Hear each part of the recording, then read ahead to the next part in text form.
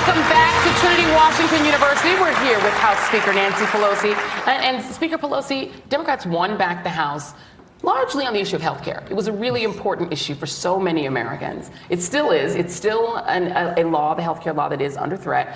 So I want to go right to a student who I believe has a health care question. Carol Sardina. What is your question? You're getting your master's in occupational therapy. That's correct. What's your question? My question for the speaker is, what approach will the Democrats in the House take to fixing the Affordable Care Act? Thank you.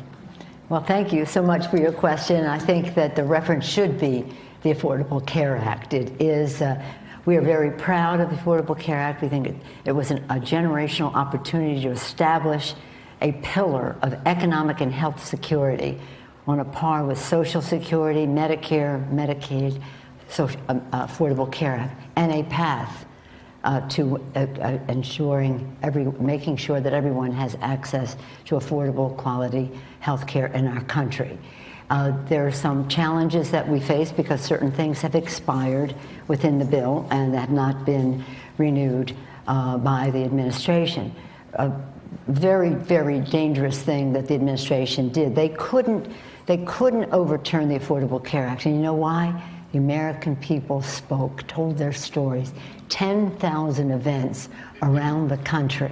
10,000 events, town hall meetings, press conferences, visits to offices and the rest. little lobbyists, little children with physical challenges, pre-existing conditions, people with pre-existing conditions, 123 million families affected. So they fought them. However, in their tax scam bill that the Republicans passed, they took away the individual mandate, and that was very dangerous in terms of the Affordable Care Act. So we would have to replace that.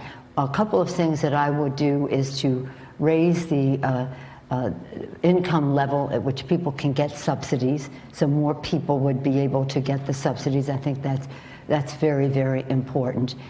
Strengthen the law so that it is required that states will have expand Medicaid. Very, very important. But the virtue of it is that not just 20 million more people had access to health care, which would be a justification of itself. It's that 123 million more families and almost would have access even though they had a pre-existing condition, and many more families have better benefits. So the entire population benefited if they availed themselves of it, or if their states enabled them to avail themselves. So, but there's certainly, with any bill that is passed of that magnitude, places that we know we can improve, but now we have to make up for some of what reinsurance that the Republicans would not renew, some things that we have to do. When you mentioned other options, Medicare for All is obviously a very popular one among a lot of your caucus. We now have learned that thanks to the changeover in leadership, there will be hearings on Medicare for All. Do you expect the Medicare for All bill to come to the floor this year? Well, understand this, Medicare for All is a good idea, but Medicare is not as good a benefit as the Affordable Care Act is if you're younger. And so we either have to expand the people who are getting Affordable Care Act in a way that they understand, or we have to improve the benefits of Medicare. Right. Medicare does not have a catastrophic plan. You have to go buy that. Right. So we're saying to people, understand what it is, what it means to the individual. And that's a fair review that we should have. And you'll have hearings now on that. And we'll have hearings on the subject. And again, I have said, before I even came to Congress, I was out there with signs that said single payer, because that is the least costly administratively of all.